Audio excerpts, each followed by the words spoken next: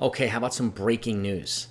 Yes, breaking news, serious breaking news. In a stunning turn of events, Carlos Correa is not going to the Mets. He's just agreed to a 6-year, $200 million deal with the Minnesota Twins. This is Jeff Passan and MLBTradeRumors.com, all out now. In this contract, there's also a vesting option.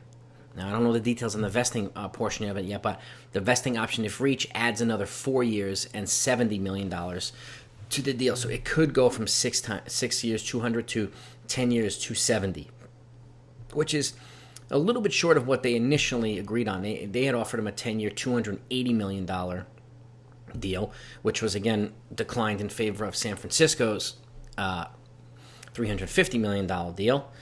And once he failed that, they had locked up with the Mets pretty quickly. But that has been going on for a couple weeks now, and they red flagged that, and apparently that fell through, and he's backed with the Minnesota Twins.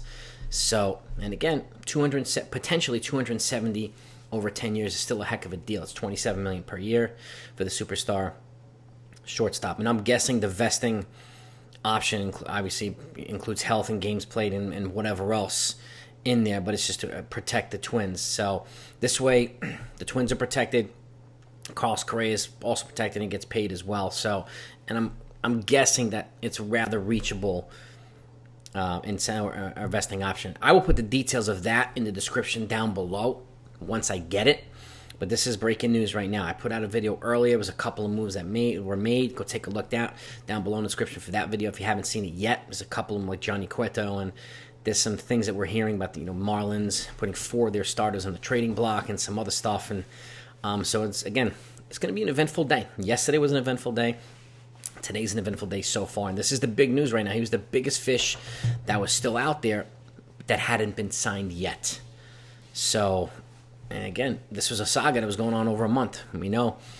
And whenever you have Scott Boras, these types of things happen.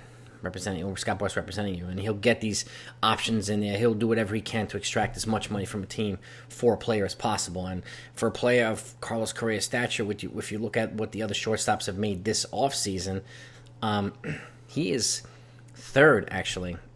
Trey Turner over 300 from the Phillies, and then Xander Bogaerts 280 from the Padres, and Carlos Correa got surpassed by both those guys, which comes to a surprise. But then we got Dansby Swanson at about $1.75 for 7 from the Cubs. But this one right here, I really thought that Uncle Steve and the Mets were going to figure out a way to work this thing out. But you never really know. And Carlos Correa's heading back to Minnesota. I don't know.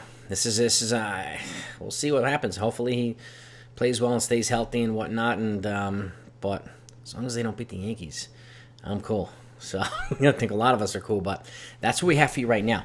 Any other news, you're going to get it here. We are on the road to 20,000 subscribers. Your support is greatly appreciated and much needed as well. So I thank you. Have a great day, and I'll keep it coming. Talk to you later.